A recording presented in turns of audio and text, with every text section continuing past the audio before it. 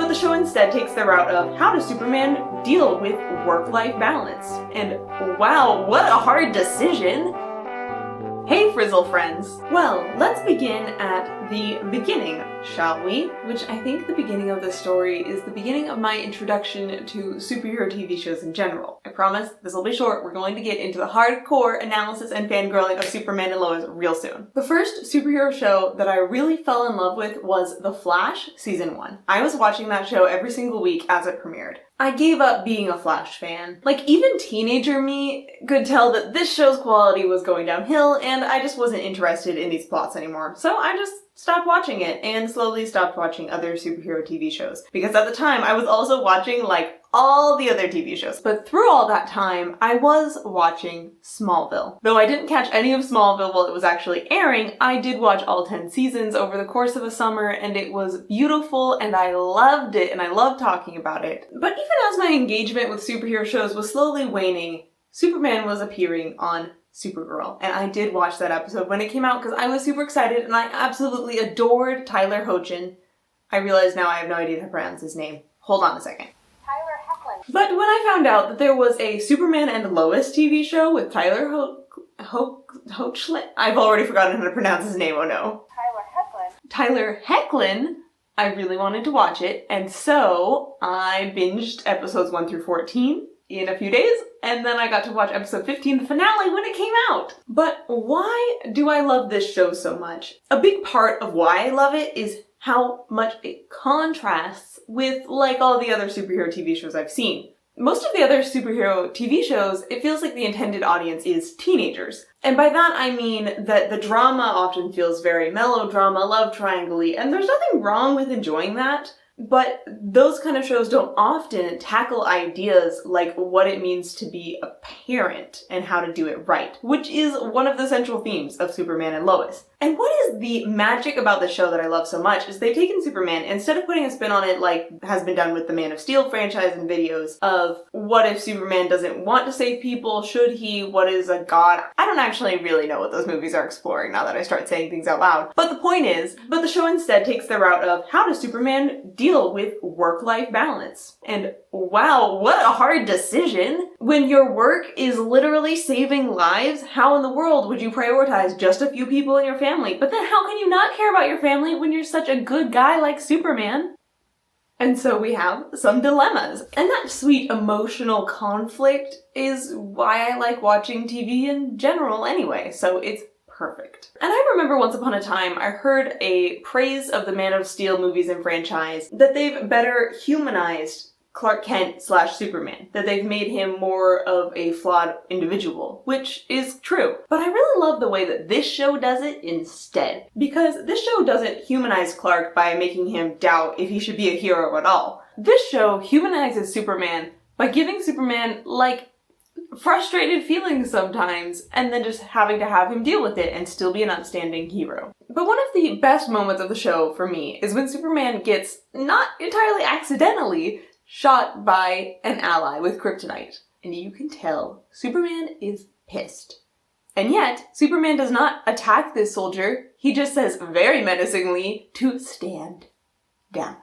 And then of course the soldiers do, because they're not stupid.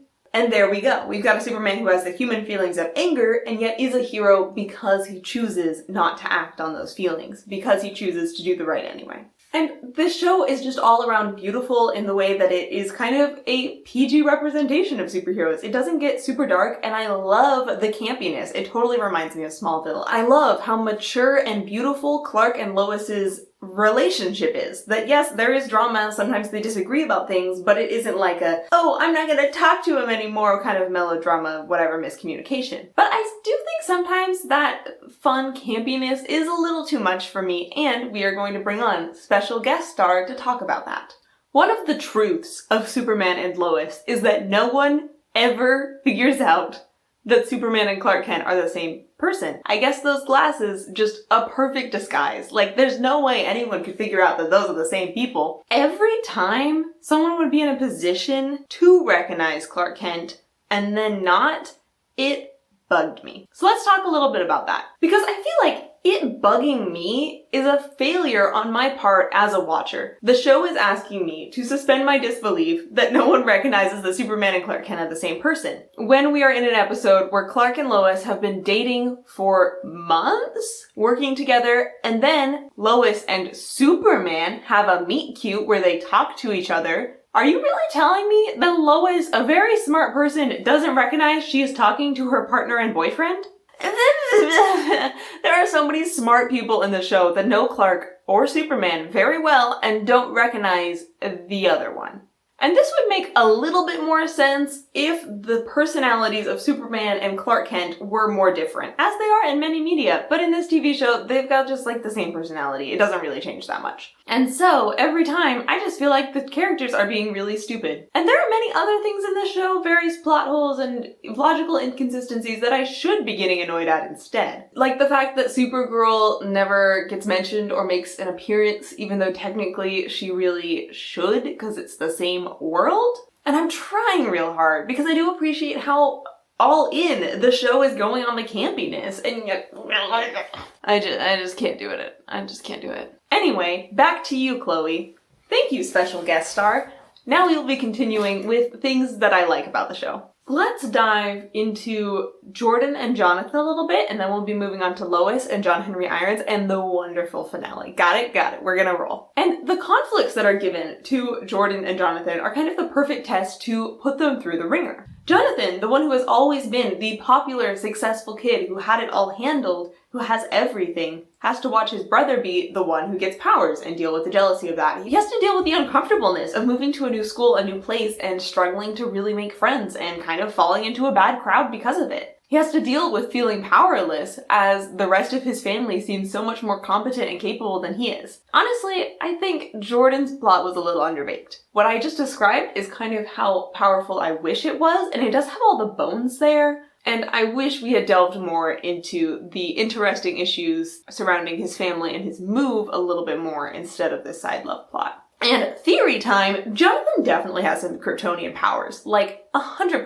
They are kind of baby powers at this point, but the beginning of the finale, he is in a sling, and hours later, he is totally using both of his arms. And I'd say that's some super healing. He also has great reflexes and generally is just awesome, so we'll see how that goes. I don't really care if he gets full-on Superman powers. Probably it'd be awesomer if he didn't actually, to explore that idea of being powerless and finding different ways to be capable. But I don't think these little hints of him having better reflexes and healing abilities is just a fluke. It's gotta be something. He's half Kryptonian, right? It's gotta come through somewhere. And then on the other hand, we have Jordan, who has his own experiences trying to figure out how to navigate new social life and new superpowers. And that was a good plot I was always invested in. I don't have a lot to say about it. I'm totally fine with his romance with Sarah, and I like how it ended. You know what I don't like about Sarah and the whole Cushing family? So this is a little bit of a side tangent side plot, where the Cushing family have various drama, etc. And I liked their plot when there was a little bit of it, and it was mostly just tangential to the Kent's plots, the main characters. But then by the end of the season, when the Cushing family was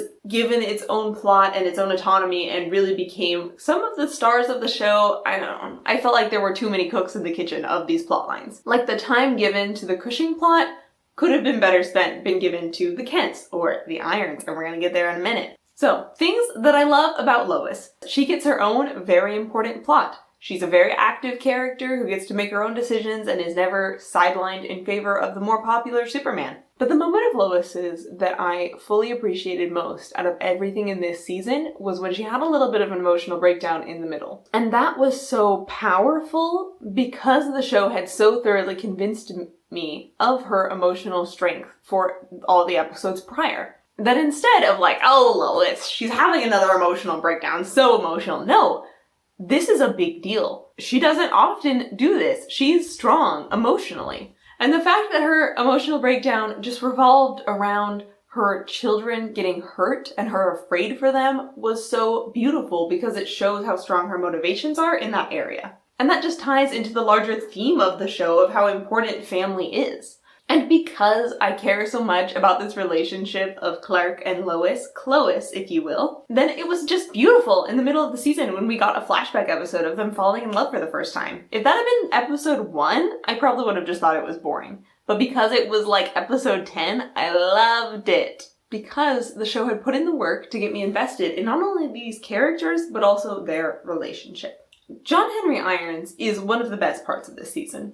I absolutely love how in the beginning he's a mystery antagonist, and then he slowly becomes one of their allies and best fighters and part of the family. And why does he make this flip-flop between antagonist and protagonist? And this all comes back to the theme of giving trust, which is part of the Superman feeling. Because the more trust that Superman gives to people, the better things end up turning out. And eventually it'll backfire, I'm sure. But because Superman is so willing to give out trust, people are willing to trust him, and that relationship is part of what keeps the world safe. Like, Superman could have gone ballistic on the DoD for stockpiling kryptonite, but instead he decided to trust them and kind of let them keep it. And Lois did convince him to give them a little bit help policing that kryptonite. But the point is that Clark was willing to give full trust, even when things are sketchy, and Clark is willing to give full trust to John Henry Irons despite John Henry trying to kill him just like half an episode earlier.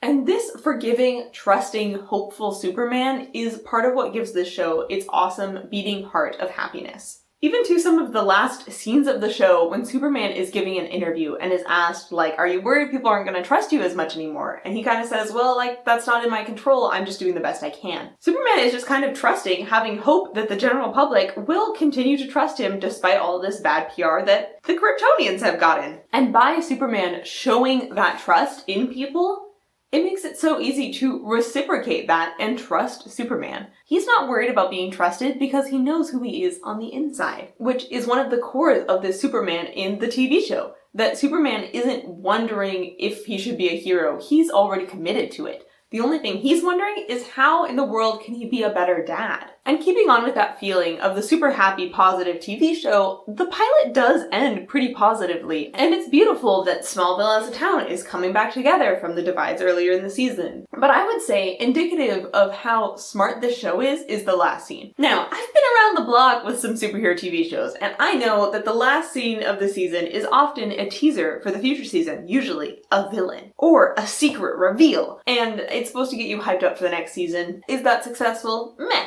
Did this ending scene get me hyped up for the next season? Oh yeah! And the reason is that it throws a new character in the mix, John Henry Irons' daughter, Natalie. And Natalie, despite never really participating in the plot all season, has been set up as this emotional catalyst for John Henry Irons, for Lois Lane, and potentially also for John Kent. And it is because of them teasing not a villain, but future emotional conflict in this family, in these dynamics, that makes me so excited to see the next season. And I really hope that it doesn't decline like many other CW TV shows have. So if you made it to the end of the video, comment with a hammer emoji in honor of our wonderful buddy, Steel. And thank you for watching.